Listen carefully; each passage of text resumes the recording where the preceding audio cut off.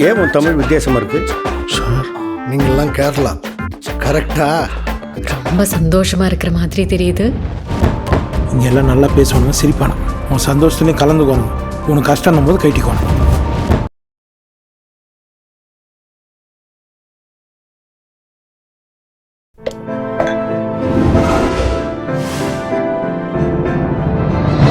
Sai with Chitra. உங்களுடைய பார்வையில் உங்கள் அப்பா மகேந்திரன் ஒரு இயக்குனராக நீங்கள் எப்படி பார்க்குறீங்க? சார் ஆக்சுவலாக சார் அப்பாவுடைய ஒரு டைரக்டராக அனலைஸ் பண்ணி பார்க்கும்போது பாருங்க சார், ஆரம்ப கட்டத்தில் வந்துட்டு ஒரு ரைட்டராக தான் லைஃப்பை ஸ்டார்ட் பண்ணாங்க சார். அதே மாதிரி சார் இது எத்தனை பேருக்கு தெரியும் சார், இன்னைக்கு வந்து இந்த ரிவ்யூ அப்படின்ற ஒரு விஷயம் வந்து ஆமாம், துக்ளக்கில் அவர் தானே பண்ணி ஃபஸ்ட்டு இந்த அப்பா வந்து கேரியரை ஸ்டார்ட் பண்ணதே துக்ளக்கில் வந்து ரிவ்யூவர் தான் ஸ்டார்ட் பண்ணாங்க. ஆமாம், அந்த டைமில் ஒரு நல்ல விஷயம் என்னன்னு பார்த்தீங்கன்னா சார், படத்தை பற்றி ரிவ்யூ எழுதிட்டு டியர் மிஸ்டர் டைரக்டர்னு சொல்லி ஒரு பாக்ஸ் எழுதுவாங்க சார். படத்தில் இருக்கிற சில முக்கியமான லூப் ஹோல்ஸ் எழுதுவாங்க. But that time the directors are so magnanimous, அதுக்கு பதிலும் சொல்லுவாங்க. அந்த ரிவ்யூவோட அந்த பதில் அவங்ககிட்டே கேட்டு வாங்கி ஆமாம் கேட்டு வாங்கிடுவாங்க. நான் தப்பு பண்ணிட்டேன், ஆமாம் கரெக்ட், அந்த கரெக்ட் இப்போ வேறு மாதிரி பிஹேவ் பண்ணிடுச்சு அப்படின்ட்டுன்னு அப்படி ஸ்டார்ட் பண்ணி தான் வந்து அப்போ சோ சாரை வந்துட்டு நம்ம செந்தாமரை சார் பார்க்க வரும்போது பார்த்தா அவர் வந்து கேபினில் இல்லைன்னு சொன்னோன்னே ஸ்மோக் பண்ணுறதுக்கு அப்பா கேபினுக்கு வந்து மகேந்திரன் சும்மா எல்லா இதையும் போட்டு கிழிச்சு எடுக்கிறியே, நீ ஒரு கதை சொன்னதுக்கு அப்புறம் தான் டக்குன்னு சொன்னதான் இரண்டில் ஒன்று அப்போ தான் அவர் கெரியர் ஸ்டார்ட் பண்ணாங்க. ஸோ அப்போ ஸ்டார்ட் பண்ணும்போது வந்து பார்த்தீங்கன்னா சார், தான் ரசித்த படங்கள் நிறைய வந்துட்டு கேரளத்தில் வந்து புட்டனா கனகல், பெங்காலியில் வந்து ரேயோடைய அப்பா பயங்கரமான ஒரு ஃபேன். அப்போ இருந்தாலுமே வந்துட்டு பார்த்தீங்கன்னா வேறு விதமான கதை திரைக்கதை வசனம் எழுதிட்டு இருந்தாங்க. ஆனாலும் அப்பாவுக்குள்ள ஒரு ரிவ்யூராக மனசுக்குள்ள சரி இந்த மாதிரி படங்கள் நான் ரசிக்கலையே, இது வேறு மாதிரி தான் நான் பண்ணிட்டு இருக்கேன், ஒரு சர்வேக்காக நான் பண்ணிட்டு இருக்கேனே, வேறு மாதிரி தான் நான் சினிமா பார்த்தேன், ரசித்தேன், வேறு மாதிரிலாம் வரணும்னு ஆசைப்பட்டேன். ஆரம்பத்தில் பல மசாலா படங்கள் தான். ஆமாம் ஆமாம், அடுப்புலையாட்டம் வந்து பார்த்தீங்கன்னா இந்த ரஜினி ஸ்டைல் எழுதுனது அப்பா தான் பண்ணாங்க. ஸோ அப்படின்றப்ப பார்த்தீங்கன்னா வந்து இதில் என்னென்னு பார்த்தீங்கன்னா, அப்படி எழுதுனதுனால தான் வந்து டைரக்டரி ஆனாது. அப்படி எழுதுனது அப்பாவுடைய டயலாக்ஸ்க்கு தியேட்டரில் வந்து கிளாப்ஸை பார்த்தோன்னா வேணுச்செட்டி சார்ன்றவர் என்ன பண்ணார், பிளைண்டாக அப்பாவை நம்பி வந்து மகேந்திரன் ஒரு படம் பண்ணுங்க மகேந்திரன் இது பண்ணார். அவருக்கு என்ன மைண்டுக்குள்ளே ஒரு என்னன்னா வந்துட்டு வேற ஒருத்தருக்கு எழுதும் போதே மகேந்திரன் வந்து சீனு கிளாப்ஸ் வாங்குற மாதிரி எழுதுவார் அப்படின்றப்ப தன்னுடைய ஃபர்ஸ்ட் படத்துக்குன்றப்ப பிக்சர் வர ஸ்டார்ட் டு ஃபினிஷ் வந்து டயலாக்ல மனுஷன் விளையாடிடுவார்னு நினைச்சாங்க. ஆனால் வந்து டைரக்டர் மைண்ட்ன்றவர் வேற ஒரு உருவம் ஒன்று இருக்குன்னு தெரியல அவருக்கு. பார்த்தா வந்து முழுமலரும் இது பண்ணாங்க. இதில் என்னென்னு பார்த்தீங்கன்னா சார், இது அந்த டைமில் வந்து இந்த கதையை ஒரு நாவலை தழுவி தான் வந்து அப்பா எழுதுனாங்க. சார் டைரக்டர் மகேந்திரனுக்கு இருந்த ஒரு நல்ல ஹேபிட் சார், நான் வந்து மென்ஷன் பண்ண வேண்டியது, எங்கள் வீட்டுக்கு ஆப்போசிட்டில் டயக்னல் ஆப்போசிட் தான் வந்துட்டு புதுமைப்பித்தன் அவங்களுடைய டாக்டர் இருந்தாங்க சார். அவங்க சிற்றனைன்னு ஒரு குறுநாவலில் தான் வந்து அப்பா உதிரிப்புக்கெல்லாம் மாற்றினாங்க. அவங்க படத்தை பார்த்து வந்து அப்பாட்ட சொன்னது, அண்ணன் படத்துக்கு இதுக்கு சம்மந்தமே இல்லை, ஏன் மூலக்கதை சிற்றனைன்னு போட்டிருக்கீங்கண்ணே அப்படின்னு. அப்பா சொன்ன பதில் பார்த்தீங்கன்னா சார், இது ஒரு ஐகானிக் பதில் இல்லைம்மா, அந்த ஸ்பார்க்குன்றது எனக்கு அங்கே தான் வந்துச்சு. இந்த மாதிரி ஒரு ஹஸ்பண்ட் அப்படின்றது எனக்கு அது இல்லைன்னா உதிரிப்புகள் கதையை நான் பண்ணியிருக்க மாட்டேன். முழுமுழுமா அதே மாதிரி தான் சார்.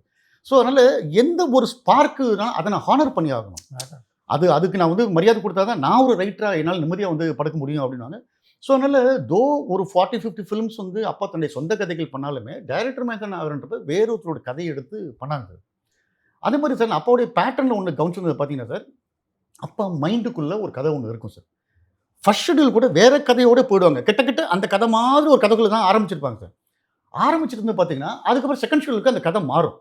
இது வந்து நான் எல்லா டைமும் வந்து அது அப்பாவுக்கா அமைஞ்சு வரது. இப்போ சொல்லுவாங்க, அப்பா ஒரு கதை பண்ணும் போது ஃபுல்லாக அதிலேயே நினச்சிட்டு இருக்கும்போது லைஃபே சில விஷயம் நம்மளுக்கு எடுத்து கொடுக்கும்.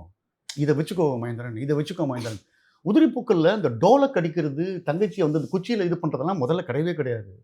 நான் ஏதோ லொக்கேஷன் பார்க்கறதுக்காக பாண்டிச்சேரி போனேன், திடீர்னு ஒரு தெருவில் பார்த்தா ஒருத்தன் டோலக் அடிச்சுட்டு இருக்கான், குச்சியில் பார்த்தா மேலே தங்கச்சியை பார்த்துட்டு இருக்கான். இந்த மாதிரி காளி சின்ன வயசில் வந்து அவன் வள்ளியை வளர்த்துருந்தா எப்படி இருக்கும்னு சொல்லிட்டு நான் உடனே ஒரு ஸ்கிரிப்டை நான் மாற்றினேன். நான் அதே மாதிரி இந்த இப்போ சொன்னாங்க, உதிரிப்பூக்களை எனக்கு சிற்றனை படிச்சுட்டேன். நான் படிச்சுட்டு வந்து தஞ்சாவூர் வந்து நான் ட்ரெயினில் வந்துட்டு இருக்கேன். ஆப்போசிட்டில் வந்து ஒரு லேடி உட்காந்துருக்கு, மடியில் ஒரு கை குழந்தை இருக்குது, பக்கத்தில் ஒரு பையன் ஒருத்தருக்கான். அவன் வேர்க்கொலையெல்லாம் சாப்பிட்டுட்டு வந்துட்டு இருக்கான். இந்த அம்மா பார்வை அப்படியே ட்ரெயினை விட்டு வெளியே எங்கேயோ இருக்குது. இந்த பையன் ஏதோ பேசிக்கிட்டே இருக்கான். அவன் காதலை வாங்குறான்னு தெரிய தனிச்சியாக தலையை மட்டும் ஆட்டிட்டு இருக்கான். அந்த அம்மா முகத்தில் அவ்வளோ சோகம் இருந்தது. எங்கேயோ மைண்டு இருக்குது தனி இது பண்ணுறாங்கன்னா, அதுதான் எனக்கு வந்து அஸ்வினி உதிரிப்பூக்களாக மாறினதுக்கு ஒரு மொமெண்ட் எனக்கு. இது நீங்கள் நல்லா கவனிச்சிங்க சார், உதிரிப்பூக்கள் அழகிய கண்ணே சாங்லேருந்து இந்த டும் டும் டும் சிக்க வரும்போது அப்படியே பேன் பண்ண வெறும் மரம் கொம்புகளாக இருக்கும். அதில் பார்த்தீங்கன்னா ஹாஜா ஷெரீப் இப்படி பேசிகிட்டே இருப்பான். வந்து இவங்க வந்து அப்படியே அங்கே வந்து இன்ஸ்பிரேஷன் சார். நிஜத்துக்குள்ளாதையும் வந்து ஒரிஜினலாக வந்து வேறு கதை சார், டோட்டலாகவே வேற கதை. ஆனால் அந்த கதையில் வந்து ஒரு ரன் இருந்துச்சு. என்ன, ஒரு பேர் வந்து செய்யாத கொலையை செஞ்சுட்டு தான் நினச்சிட்டு ஓடிட்டு இருக்காங்க. ஐயோ நீங்கள் கொலை பண்ணலாமான்னு சொல்லிட்டு அதை வந்து அவங்க 2 பேரும் காப்பாற்றுறதுக்கு அவங்கள துரத்துற ஒரு போலீஸ் ஆஃபீஸர்ன்ற மாதிரி தான் கதையை வச்சுருந்தாங்க. இதுக்காக தான் கேஸ்டிங்க்கு வந்து அப்போ பாம்பே போனாங்க, சன் அண்ட் சனில் தங்குனாங்க. நினச்ச அளவுக்கு கேஸ்டிங் கிடைக்கல அப்படின்றப்ப 11 மணிக்கு ஃப்ளைட்டு ஆஸ் யூஷுவல். அப்போ காலையில் வந்து குளிச்சுட்டு பேல்ஸ் அவங்க ஸ்மோக் பண்ணிட்டு இருக்காங்க. ஜுகு பீச்சில் தனியாக ஒரு பொண்ணு ஜாகிங் போயிட்டு இருந்திருக்குங்க. அப்படியே பார்த்த டைரக்டர் மகேந்திரனுக்கு வந்து இப்படி தனியாக ஹெல்த்துக்காக ஓடுற ஒரு பொண்ணு ஒரு நாள் லைஃபுக்காக ஓடினா எப்படி இருக்கும்னு சொல்லிட்டு பாம்பேலேருந்து சென்னைக்கு ஃப்ளைட்டில் வரதுக்குள்ளே எழுதின ஒன்லைன் ஆர்டர் தான் நெஞ்சத்துக்கல சார். கடற்கரை அது எப்பவுமே அப்பாவுக்கு வந்து அந்த ஃப்ளிப் வந்து எப்படி ஹேண்டில் பண்ணுறாங்கன்னு தெரியாது. இது பேக் ஆஃப் த மைண்டில் இருந்திருக்கும் சார் இந்த கதை. ஆனால் அதுக்கு லேண்ட் ஆகிறதுக்கு ஒரு பிகினிங் ஒரு இது வார்ம் அப் தேவைப்பட்டிருக்கு அப்பாவுக்கு. ஸோ எல்லா கதையுமே அப்படி தான் பண்ணியிருக்காங்க சார். சனலில் சார் அது ஒன்று சார். அது மூலக்கதை அந்த ஒரு கேரக்டர் மட்டும் எனக்கு கிடைச்சதுன்னா கூட அதை ஹானர் பண்ணுவோன்னு நினச்சது அப்பாட்ட ஒரு டைரக்டராக நான் வந்து இன்றைக்குமே வந்து ஒரு ரசிக்கிற ஒரு விஷயம், கற்றுக்கிட்ட ஒரு விஷயம் சார். அந்த ஒரு ஸ்பார்க்கு நம்ம மரியாதை கொடுக்குறோண்டா அது அப்படின்ட்டுன்னு. அதே மாதிரி சார் இது கான்ஸ்டண்ட்டாக வந்துட்டு தன்னை எக்யூப் பண்ணிகிட்டே இருந்தாங்க சார். அதில் நான் சொன்ன மாதிரி வந்து அப்பாவுடைய வந்து பெட்ரூம் வந்து பார்த்தீங்கன்னா ஆல்மோஸ்ட் ஒரு லைப்ரரி மாதிரியே இருக்கும் சார். படித்து அதில் எழுதி இதில் எழுதி அப்போ நிறைய புக்ஸ் எழுதியிருக்காங்க. உங்களுக்கு தெரிஞ்சுங்க சார். நிறைய வந்து சினிமா நானுன்ற புக் எழுதியிருக்காங்க. நிறைய வந்து சினிமா நடத்தின பத்திரிக்கை ஒரு கதை எழுதியிருக்காங்க. ஆமாம், நிறைய வந்து கதை எழுதியிருக்காங்கன்றன. ஆனால் அந்த ஒரு புக்கு எழுதுறது பார்த்தீங்கன்னா சார் மேக்ஸிமம் அப்போ ஒரு 20-25 டேஸில் முடிச்சிடுவாங்க சார். ஒரு புக்கை எழுத ஆரம்பிச்சாங்க சரசரன்னு முடிச்சிடுவாங்க. அதுக்கப்புறம் இந்த பப்ளிகேஷன் சம்மந்தப்பட்ட ஒரு பையன் ஒருத்தன் வருவான் சார். இந்த ப்ரூஃப் ரீடிங் கரெக்ஷனுக்கு வருவான் சார். நான் அவனை பார்த்தோன்னே வந்துட்டு என்னென்னா வந்துட்டு இப்போ வந்து மொபைல் இருக்கிற நேரத்தில் பார்த்தா அவங்க கூட வந்து ஒரு என்னென்னா செல்ஃபி எடுத்துருப்பேன். என்னென்னா அடுத்த ஒரு 6 மாதம் இவன் இந்த ப்ரூஃப் ரீடிங் வந்துட்டு போவான் அப்படின்ட்டு. 20 நாளில் புக் எழுதிட்டு ப்ரூஃப் ரீடிங் ஒரு 2-3 மாதம் நடக்கும் சார். இந்த தீ இல்லைங்க, இந்த தீங்க, இங்கே இக்கனா வரக்கூடாதுங்க, இந்த இக்கனாங்க, இந்த 3 சுடி கிடையாது, இந்த 2 சுடி இது, இங்கே ஏன் இப்படி பண்ணுறீங்க, திருத்திக்கிட்டே இருப்பான். அவன் போவான் வருவான். ஒரு ஸ்டேஜில் வந்து இவன் எங்கள் வீட்டில் இருக்கிறான்ற ஃபீலிங்கே வந்துடும் சார். எப்போ பார்த்தாலும் இந்த பையன் இங்கே இருக்கிறானேன்ற அந்தளவுக்கு என்ன சொல்லுங்கிறப்ப ஒரு நல்ல சாப்பாடு சாப்பிடும் போது நறுக்குன்னு வாயில் ஒரு கல் தட்டுப்பட்டா எப்படி ஒரு இரிட்டேஷனோ அது மாதிரி ஒரு நல்ல ஒரு புக்கு படிக்கும்போது இந்த ஸ்டெல் மிஸ்டேக்ஸ்ன்றது வரக்கூடாது. அது ஒரு ரீடருக்கு பண்ணுற ஒரு அவமரியாதை. அது ஒரு படிச்சுட்டு போயேண்டான்ற மாதிரி இது. அதனால சொல்லிட்டு அப்பாவுடைய எல்லா புக்ஸுமே சார் திருத்தமாக இருக்கும் சார். திருத்தின்றது அது எனக்கு ரொம்ப ஒரு அதாவது ஒரு ஃபைனஸ்ட் டீட்டெயில். ஒரு ரீடர் அவர் எவ்வளோ ஹானர் பண்ணார்.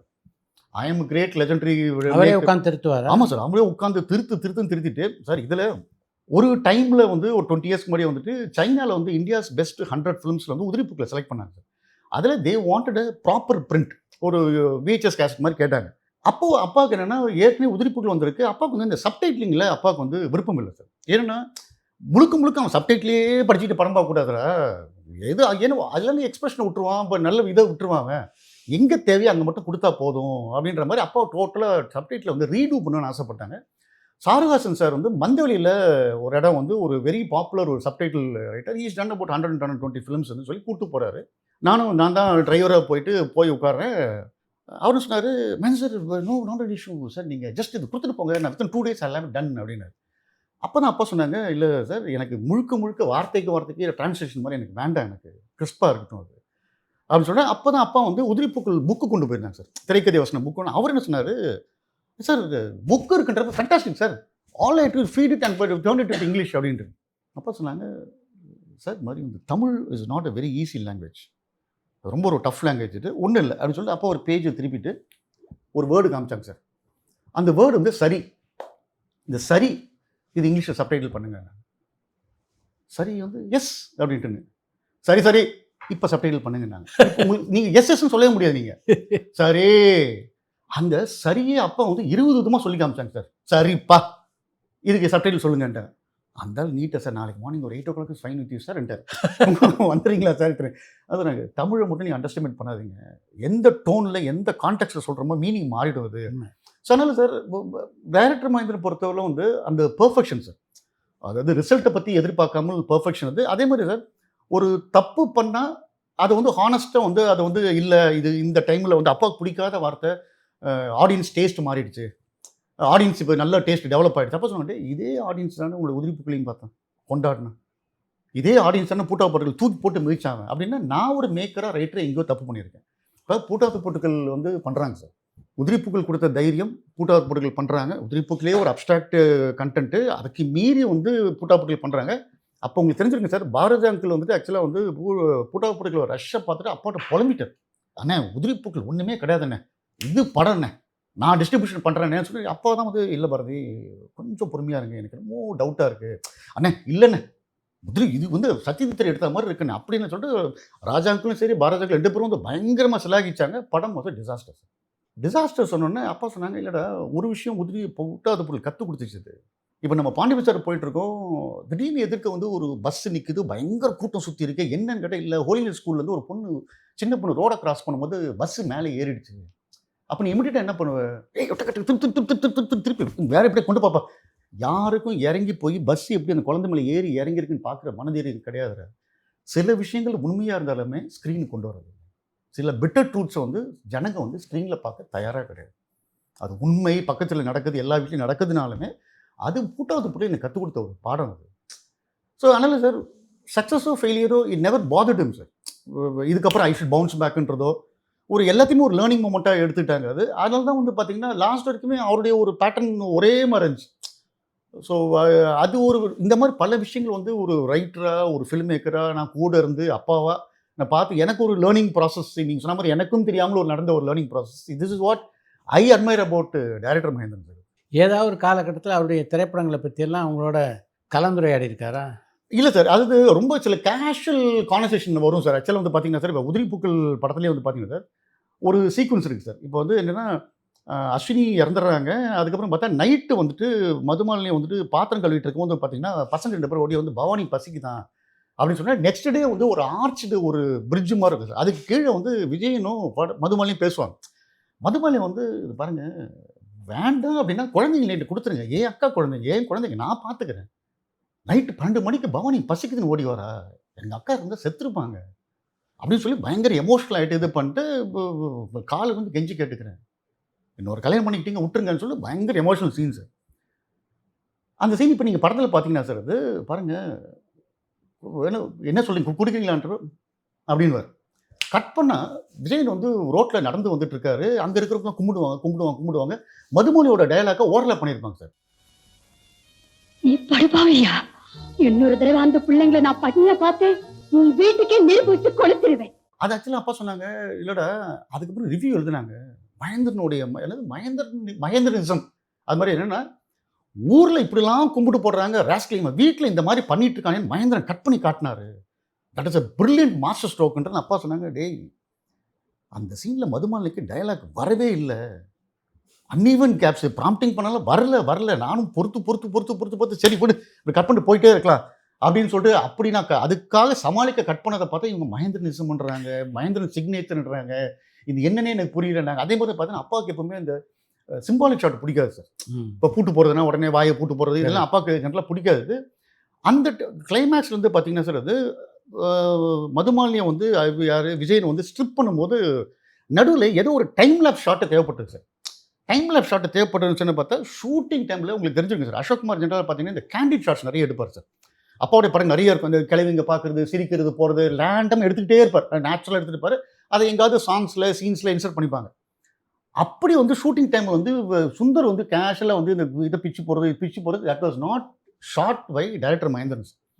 அப்பா சொல்லி ஒரு இலையை பண்ணவே இல்லை. அவர் கேஷில் எதுக்கோ வந்து ஒரு லைட்டிங் கேப்பில் பண்ணிட்டு இருக்கும்போது அசோக்குமார் சும்மா எடுத்து வச்சிருக்காரு. இதை லெனின் சார் தூக்கி நடுவில் வச்சுட்டார். இது பார்த்துட்டு ஒரு என்னங்க ஒரு ரேப்பு சீனை வந்து இவ்வளோ பொய்ட்டுக்காக கிடையாது, ஒரு ஒரு மலரை வந்து ஸ்ட்ரிப் பண்ணிட்டு இருக்கான்ற மாதிரி எனக்கு ஐயோ டே நான் என்ன நினச்சி வச்சேன். இந்த மாதிரி சில விஷயங்கள் அப்பா ஷேர் பண்ணுவாங்க சார். நான் ஒன்று நினச்சி எடுத்தா இவங்க ஒரு மகேந்திரனிசம் நினச்சிக்கிறேன். நல்ல கிரியேட்டர்கள் ஒன்றா சேரும்போது எப்படிப்பட்ட ஒரு இப்போ அவர் எடுத்தார், அது அழகான இடத்துல லெனின் பொருத்தினார். Correct, very true. அதுக்கு மீனிங் வந்துருச்சு பாருங்க. அது நிறைய பேருக்கு இன்னைக்கு ஜென்ரேஷனுக்கு தெரிய வேண்டிய விஷயம் சார். இப்போ ரஜினி சார் இருக்கார் சார், இன்னைக்கும் வந்து இந்த மாதிரி ஜாம்பான நிற்கிறாருன்னா not at all a joke sir. நீங்களே கேள்விப்பட்டிருக்கீங்க அந்த டைமில் வந்து ரஜினி சார் மம்முட்டி சார்லாம் வந்து ஒரு ஷூட்டில் இன்னொரு ஷூட்டுக்கு போகும்போது கார்லையோ ட்ரெயின்லையோ தூங்குறதுதானே தவிர மற்றபடி அட் அ டைம் ஒரு 10-15 படம் பண்ணிட்டு இருந்தாங்க. 20 மணி நேரம் உழைச்சவர் தான் சார். உதிரி அப்பாவுடைய படங்கள் உங்களுக்கு தெரிஞ்சிருக்கும். ஒரு சில பாட்டை தவிர அப்பா மேக்ஸிமம் மாண்டாஜ் தான் போவாங்க, அப்பா தான் ஷூட் பண்ணுவாங்க. ஒரு மாஸ்டர் யாரோ கோரியோகிராஃபர் இருக்க மாட்டாங்க.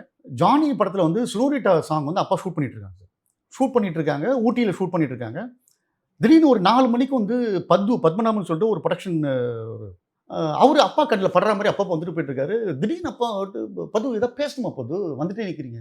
இல்லை சார் 4 மணி ஆச்சு, இன்னும் நீங்கள் பிரேக்கே விடலை. சொல்லவே இல்லை. ஒரு வாட்டி வரும்போது நீங்களும் சாரும் பேசிட்டே இருந்தீங்க சார். அது பார்த்தா காலையில் 5 மணிக்கு ஆரம்பிச்சிருக்காங்க சாங். இது 4 மணிக்கு அந்த வீட்டில் பா வந்து break break break break break break அப்படின்ட்டாங்க. வந்து உட்காந்துட்டாங்க, தரையில் உட்காந்து இது பண்ணி ஷர்ட்டை மாற்றிக்கிட்டு சாப்பாடை போட்டுட்டு 4ன்றது ஒரு 4:15 20 வச்சுக்கோங்க சார். பட் வாயில் வைக்கும்போது அசோக் மாட்டேங்குன்னு மேந்திரன் லுக்தர் அப்படி காமிச்சா அங்கே ஒரு வானவில் இருந்துச்சு. அப்பா டக்குன்னு தண்ணியில் கை விட்டு ரஜினி வாங்கன்ட்டாங்க. அப்பாவது கையை கழுவிட்டு விட்டாங்க. ரஜினி சார் தொடச்சிட்டு ஓடிட்டார் சார். நீங்கள் யோசிச்சு பாருங்க சார், என்னதான் அதான் சொல்கிறேன் சார் நான். என்னதான் அட போங்க, ரஜினியை பார்க்க போகிறாங்களா வானவில்லை பார்க்க போகிறாங்களா யாராவது என்னங்க 4:30 மணிக்கு பிரேக் விட்றீங்க, வானவில் இந்த வில்லுன்றீங்கன்னு இருப்பாங்க. That was output sir. இன்றைக்கும் நம்ம செலாகிச்சு பேசுகிறோம் அப்படின்னா அந்தளவுக்கு வந்து ஒரு ஹார்ட் அண்ட் சோல் போட்டிருக்காங்க அது. ஸோ இந்த மாதிரி நிறைய விஷயங்கள் சார், நிறைய சொல்லிக்கிட்டே போகலாம். உங்களுக்கு தெரிஞ்சுங்க சார், முள்ளுமலரும் கிளைமேக்ஸில் நடந்த ஒரு விஷயம். கிளைமேக்ஸ் ஷூட் பண்ணுறாங்க. சரத்பாபு சார் டயலாக் பேப்பர் படிச்சுட்டு கோச்சிக்கு போய் தனியாக உட்காந்துட்டார் சார். ஃபஸ்ட் நைட்டு போகணுன்னு, என்ன சார் இல்லைங்க நானும் ஒரு பேரல் ஹீரோவாக வரேன், எனக்கும் ஒரு பேர் இருக்குது, சாங்கும் இருக்குது, கிளைமேக்ஸில் கூட எனக்கு ஒன்று உங்களை பிடிக்கல சார்ன்ற மாதிரி எழுதியிருக்காரு. என்ன சார் இது, நான் ஒரு நல்ல கேரக்டர் சார், அவனாவது ஒரு ரஃப் அண்ட் டஃப் கேரக்டர் இது, உங்களை புரிய வச்சுட்டா தங்கச்சியை வந்து புரிய வச்சுட்டா தான் டைலாக் வரும், பிடிக்கலன்னு எழுதியிருக்கா டைலாக்கு, மாற்ற சொல்லுங்கள் சார். அது அசிஸ்டன்ஸ் போய் சொல்லியிருக்காங்க போட. இப்போ சார் சரத் சார் இப்படி ஃபீல் பண்ணுறாரு. இப்போ நேராக போய் போட்டு, சரத் சினிமாவில் தான் கிளைமேக்ஸில் வந்து என் கண்ணை திறந்துட்டேன், என் மனசை திருத்திட்டேன், முள்ளும் மலரும் ஆயிடுச்சுலாம் பேசுவாங்க. சில பேர் மண்ணில் போட்டு புதைக்கிற வரைக்கும் மாற மாட்டாங்க. காளின்றவன் அப்படிப்பட்ட ஒரு கேரக்டர் தான். எல்லா படத்துக்கும் எல்லா கேரக்டருக்கும் ஒரு ஆர்க் இருக்குன்னு நினைக்காது. அது கிடையாது. இவன் கேரக்டர், அந்த கேரக்டர் அப்படி பேசுது, டோன்ட் டேக் இட் பர்சனல் அப்படின்னு சொல்லிட்டு புரிய வச்சு தான் ஆக்ட் பண்ணாங்க. அதுக்கப்புறம் 2 பேரும் பயங்கரமான ஃப்ரெண்ட்ஸ் ஆகிட்டு சரத்பாபு இல்லாமல் அப்பா படமே பண்ண மாட்டேன்ற அளவுக்கு ஆகிட்டாங்க. ஸோ இந்த மாதிரி ஒரு நிறைய ஒரு என்ன சொல்கிறது, ஒரு ரேர் மூமெண்ட்ஸை வந்து வீட்லேயே இருந்து கேட்டதுலாம் எனக்கு ஒரு பெரிய ஒரு பிளெஸிங் தான் சார். எனக்கு கே பாலச்சந்தர் ரஜினிகாந்தை பார்த்து ஒரு கேள்வி கேட்கும்போது, நீங்கள் நடித்ததிலே உங்களுக்கு ரொம்ப பிடிச்ச படம் போது மகேந்திரனுடைய முள்ளுமலர் படத்தை தான் சொன்னார். அந்த ரஜினியை எப்போ நீங்கள் முதல்ல சந்திச்சிங்க? முள்ளுமலரும் ரிலீஸ் ஆகிடுச்சு சார். அது வரைக்கும் வந்து ரஜினி சார் நான் வந்து பார்த்ததே கிடையாது. இல்லை, படம் ரிலீஸ் ஆன டைமில் படம் was declared as a flop sir. படம் was declared as a flop initially sir. என்னன்னா அது வரைக்கும் ரஜினி சாருக்கு வந்து பயங்கரமாக சிகரெட்டு போகிறது, முடிய இது பண்ணுறது, போகிறது வருது அப்படின்றப்ப அப்படிப்பட்ட ரஜினியை கையை உடைச்சி ஷாலை போட்டு விட்டு இது என்ன இதுன்னு சொல்லிட்டு உள்ள அப்படிப்பட்ட வந்த ஆடியன்ஸுக்கு ஒரு பெரிய ஒரு ஜர்க்கு இது. இட் வாஸ் கன்சிடர்ஸ் அ ஃப்ளாப்ன்றப்ப பார்த்தா அப்போ கொஞ்சம் ஷேட்டர் ஆகிட்டாங்க. என்னடா நம்ம வேறு மாதிரி சினிமா ஒன்று எதிர்பார்த்தோம், அது இது என்ன இதுன்ட்டாங்க சார். அப்போ தான் ஃபஸ்ட் டைம் ரஜினி சார் பார்க்குறேன் சார். அந்த டைமில் பார்த்தீங்கன்னா சார், எங்கே ஷூட் இருந்தாலுமே நைட் டைம் நாங்கிறது சீத்தம்மா காலனி, சீத்தம்மா ரோடு தெரிஞ்சிருக்கும் சார். சீத்தம்மா ரோடில் லைனாக வீடுங்கள் இருக்கும். அது அப்பா மட்டும் டோரை திறந்து வச்சுருப்பாங்க. வெளியே தூரக்கு ஒரு கேட், அந்த வீட்டோடைய காலனியோட மெயின் கேட் இருக்கும். அது ரஜினி சார் நைட் எத்தனை மணி ஆனாலும் எஸ்டி பைக்கில் வருவார். வந்து அந்த ஹெட்லைட் வந்து அப்படி சரக் சரக் அப்படி திருப்புவார். அங்கேருந்து பார்த்தா அப்பாவுடைய எங்கள் வீட்டு ஹாலில் அந்த லைட் அடிக்கும்.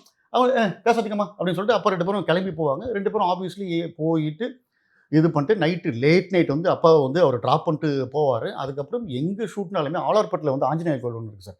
அங்கே போயிட்டு சாமியை கும்பிட்டுட்டு ஒரு தாமரப்பூ நல்ல ஞாபகம் இருக்குது. வீட்டுக்கு வந்து காலையில் வந்து அப்பாட்ட கொடுத்துட்டு, சார் ஒரு ஹீரோ நம்ம ரொம்ப வந்து மதித்த ஒரு ரைட்டர் டைரக்டர் அவர் நம்ம வச்சு படம் பண்ணியிருக்காரு. அந்த படம் இனிஷியலாக ரிப்போர்ட் சரியில்லை அப்படின்றப்ப அந்த மனுஷன் எங்கேயுமே தோன்றக்கூடாதுன்றதுக்காக அந்த ஒரு 1 வீக் சார் டெய்லி நைட்டு அந்த அப்பா பிக்கப் பண்ணிட்டு காலையில் கோயில் போயிட்டு வந்து பார்த்துட்டு 1 வீக் அப்புறம் தான் அந்த ஃபேமிலி ஆடியன்ஸ் உள்ளே வந்து இது வேறு மாதிரி படம்னு கொண்டாட ஆரம்பிக்கிற வரைக்கும் ரஜினின்ற ஒரு ஹீரோ டைரக்டர் மாதிரின்ற ஒரு டைரக்டர் வீட்டுக்கு வந்து தோல் கொடுத்து நின்னார். அதுதான் என்னுடைய ஒரு ரஜினி சார் மேலே எனக்கு ஒரு வந்து மோர் தென் ஆக்டர்ன்றதை விட ஒரு ஹியூமன் பீயிங்காக அதான் ஒரு ஃபேன் ஃபாலோயிங் ஸ்டார்ட் பண்ணதுக்கு ஒரு மொமெண்ட் சார். சார் இது ஒரு டைமென்ஷனாக இருக்கும்போது சார், இப்போ ரஜினி சாரை பற்றி பேசும்போது என்னால் கமல் சாரை பற்றி பேசாமல் இருக்க முடியாது சார். எத்தனை பேர் தெரியும்னு தெரியல சார். ஆக்சுவலாக வந்து நிறைய பேர் நினைக்கிறாங்க கமல்ஹாசனுடைய மீண்டும் கோகிலா படத்தை இயக்கக்கூடிய வாய்ப்பு மகேந்திரனுக்கு வந்தாங்க. கடைசி நேரத்தில் மகேந்திரன் படத்தை இயக்கலை, ஜிஎன் ரங்கராஜன். ஆமாம், அந்த டைமில் வந்து தேர் வாஸ் பர்சனல் ப்ராப்ளம் ஒன்று நடந்தது சார். கமல் சாருக்கும் அப்பாவுக்கும் வந்துட்டு ரொம்ப ஒரு அப்பா ஒரு நடிகராக எப்படி பார்க்குறீங்க சார்? அப்பா தெரியல ஆக்ட் பண்ணலுமே சார். அப்பாவுக்கு பிடிக்காத விஷயம் வந்து பர்த்டே செலிப்ரேட் பண்ணுறது, விஷ் பண்ணுறது சார். வெரி ஷூட் ஃபுல்லாக முடிஞ்சாச்சு சார். திடீர்னு அப்பாவுக்கு ஃபோன் வருது, சார் ஒரே ஒரு சீன் வந்து விட்டு போயிடுச்சு, எம்ஜிஎம்மில் ஷூட்டு, இங்கே எதுக்கு இது சரின்னு சொல்லிட்டு ஈவினிங் போகிறாங்க ஏதோ ஒரு இது பண்ணுறாங்க, காஸ்டியூம் கொடுக்குறாங்க, வராங்க வந்து பார்த்தா பயங்கரமான ஒரு பர்த்டே செலிப்ரேஷன் சார். பரபரப்பான சினிமா செய்திகள், நட்சத்திரங்களின் பேட்டிகள், சினிமா வரலாறு ஆகியவற்றை பார்க்கவும் படிக்கவும் உங்களுக்கான இணையதளம் tourantalkies.co.